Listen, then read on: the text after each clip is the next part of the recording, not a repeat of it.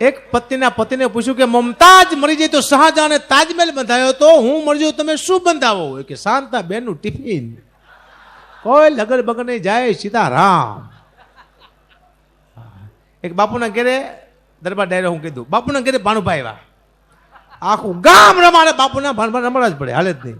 ભાણુભા એમાં વાણંદ આખો દી રમાડે. ભાણુભા એ ભાણુભા, ભાણુભા એ ભાણુભા, ભાણુભા. એમાં ભાણ થોડીક શરદી થઈ જતી, થોડાક શેડા આવી ગયા. એટલે વાણંદે કીધું કે બાપુ ભાણુભાને શેડા આયા. અને બાપુ એક લાફો માર્યો કે ભાણુભાને ટુકારો દઈશ, ભાણુભાને ટુકારો. વાણંદ કે ભાઈ મેં ક્યાં ટુકારો દીધો? મેં તો એમ કીધું ભાણુભાને શેડા આયા. ભાણુભાને શેડા એમ ન કહેવાય, ભાણુભાને શેડા પધારે એમ કહે. બાપુના ભાણુભા એક સેકન્ડમાં મારી નાખીએ. હા એક શેઠ ગયા બાપુભાઈ કે બાપુ હું તમારા જેવો લાગુ છું? બાપુ કે થોડોક ફેર છે ભાઈ, થોડોક ફેર છે. બાપુજી તલવાર લીધી કે બાપુ હવે હું તમારા જેવો લાગુ છું? બાપુ કે હજી થોડોક ફેર છે. છેલ્લે બાપુ જેવી ઘોડી લઈને આવ્યો કે બાપુ હવે હું તમારા જેવો લાગુ છું? કે હજી ભાઈ થોડોક ફેર છે. પણ છેલ્લે બાપુ જેવો સાફો પહેરીને આવ્યો સાહેબ શેઠ કે બાપુ હવે હું તમારા જેવો લાગુ છું? કે ભાઈ હજી થોડોક ફેર છે. કે બાપુ હવે શું ફેર છે? બાપુ એક લાફો માર્યો કે તું મને માય. કે બાપુ હું ન મારી શકું, બસ કે એટલો જ ફેર છે, કોઈ ફેર બેર નથી. બરોબર. મને દરબાર ડાયરો આમાં શું છે, મારો પ્રિય પાત્ર છે ને એટલે મને મજા આવે. બધા મિત્રો ઘણા બધા છે, મને ફરમાશ કહી દઉં. આ જૂના જમાનાની વાત છે. એક શેઠ વાણિયા, વાણંદ, બ્રાહ્મણ અને ચારણ આ રાજાશાહીમાં મેન પાત્ર હતા અને વધુ રાખવામાં આવતા નજીક. એમાં વાણિયાના દીકરાએ કીધું કે ગઢવીને દરબાર બાપુ તમે શું લાવવા નજીક રાખો છો? એવું ગઢવીમાં છે શું? કે એ તરકી કોમ છે એટલે અમે પાસે રાખી છીએ. તો કે તરકવાળા તો અમે છીએ. તો કે એક દી પરીક્ષા કરશું એમાં શું હોય છે ને બાપુને ગઢવીને વાણિયાને બેન લઈ ગયા. ક્યાં? ઠેઠ રાજમહેલના કાંગરા માથે. અહીંયા જઈને કીધું બાપુએ કવિરાજ. ગઢવી કે બોલો બોલો દરબાર. એ કે અહીંયાથી કૂદકો મારો. ગઢવી કે કેમ? દરબાર કે મારે જોવું છે કેવો અવાજ આવે છે. ગઢવી કે અમારો શું અવાજ આવે? ઠપ દઈને થઈ જાય, કોઈને ખબર ન પડે. પણ બાપુ તમે 92 લાખ મારવાના ધણી, તમે કૂદકો મારો, આખા રાજમાં ખબર પડશે કે બાપુ પડ્યા. પછી દરબારે કીધું વાણિયાને કે આ જ્ઞાતિને અમે એટલા માટે પાસે રાખી છીએ કે આ કૂદકા મારે નહીં, કોકને મરાવરાવે મારી દીકરીઓ. એમ અમે કૂદકા મારતા નથી. હા તો બહુ જૂની વાત કરું. એક રાજાશાહીની વાત છે કે એક શેઠને કે બાપુ પાસે જૂની ઉઘરાણી બાકી હશે પણ બાપુ પાસે જવાય નહીં, કારણ કે રાજ દરબાર ઘરમાં જવાય જ નહીં. એમાં બાપુની મહેમાન આવ્યા. શેઠને એમ કહેવાય બાપુની મહેમાન આવ્યા છે તો હવે જી આવું, શરમમાં ના ન પાડે. શેઠ ગયા. બાપુ કે આવા શેઠ શું આવ્યો પેલા? કે બાપુ થોડોક જૂનો હિસાબ બાકી છે. એમ? કેટલો છે? આટલું છે બાપુ. કાંઈ વાંધો નહીં. દરબાર એમના દીકરાને કે આ શેઠને હવેલીમાં લઈ જાઓ, જલ્દી હિસાબ કરો, ફટાફટ કે જાઓ.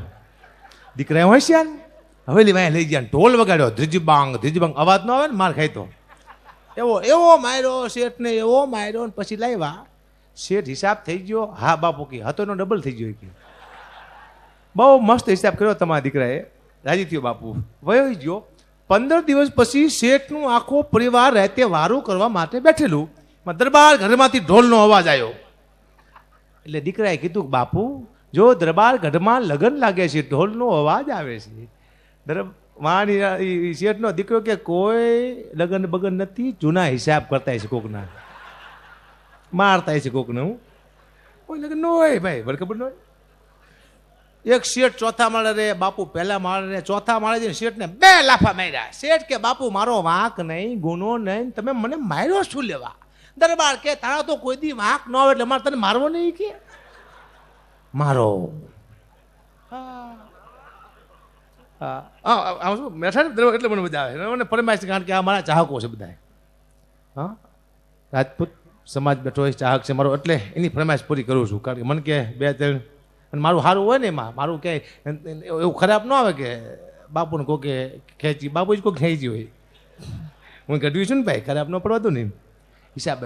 એક ભાઈ મગજ લેવા નીકળ્યો દુકાને જઈને કે મગજનો શું ભાવ? કે 10,000 રૂપિયા ગેરંટી, 2 વર્ષથી. શું ગેરંટી કે સારું વિચારે, ઝડપી વિચારે, જલ્દી વિચારે. આ મગજ નાખીને 20,000 રૂપિયા ગેરંટી કે 3 વર્ષની.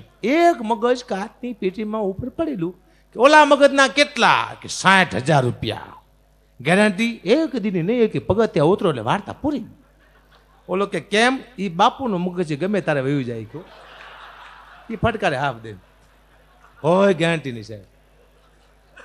હે સાહેબ છે મારા મુદ્દા બહુ ઊંચા હોય છે. મને હજી સુધી કોઈ મને ટકોર કરી નથી, કરે નહીં કાંઈ. શું લેવા ભાઈ, હું સારું જ બોલું છું, ખરાબ બોલતો નથી. હે ભાઈ? હા. અને મને કરે તો હું કહી દઉં 5-6 જો આ 2 ચૂચકા બોલું છું, ન બોલું મને કે ફેર ન પડે, હું ઘંટી આખું પાછું. પણ સાહેબ એ સમાજને હું મારા જોક્સમાં જીવતો રાખવા માગું સાહેબ. એને આખી દુનિયા ઓળખવી જોઈએ. એ માથાકૂટ છે, બહુ હાઈ લેવલના જોક્સ હોય મારા, એને હવરા કરો એટલેના ઘણા બધા અર્થ થાય. હું તમને સાહેબ એક અર્થ કરીને દેખાડું એટલે સમાજે થાય, રાજપૂત સમાજને ગઢવી શું કહેવા માંગે છે. એક ગામમાં એલાન કર્યું કે બધાને મીંદડા પાડવાના, જેના મીંદડાનો વજન વધુ થાય ને 1 લાખ રૂપિયા ઇનામ. બધાએ પાડ્યા મીંદડા, લાયા વજન કરવા માટે. પેલા આયા સાધુ, એના મીંદડાનો વજન કર્યો 5 કિલો, વાહ મૂકી દો.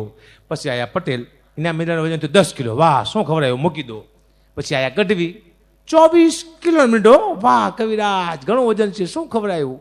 છેલ્લા આયા બાપુ, 35 કિલોનો મીંડો, ગામમાં હા કા થઈ ગયો કે 35 કિલોનો મીંડો હોય તે બાપુએ ખવડાવ્યું છું. પૂછો પૂછો.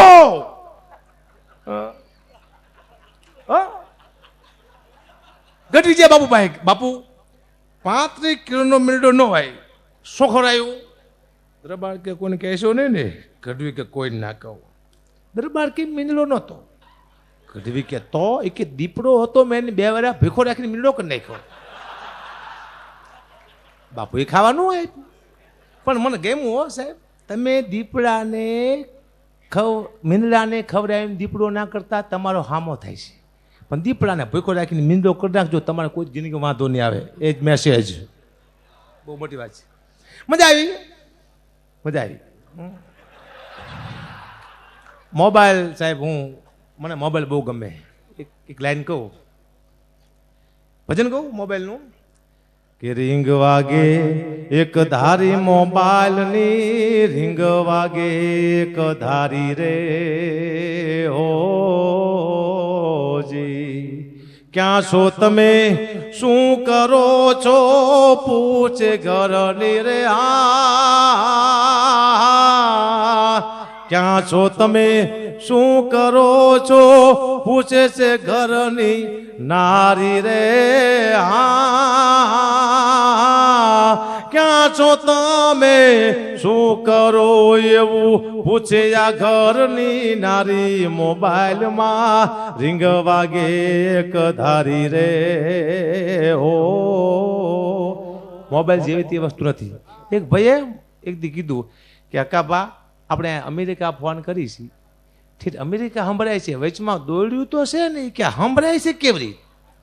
મેં તો હું બોલું તમને સંભળાય છે કે હા. મેં તો વચમાં દોડ્યું છે કે ના, આમ જ સંભળાય છે. અહીંયાથી કીધું કોઈ દોડ્યા બોડ્યાની જરૂર છે નહીં.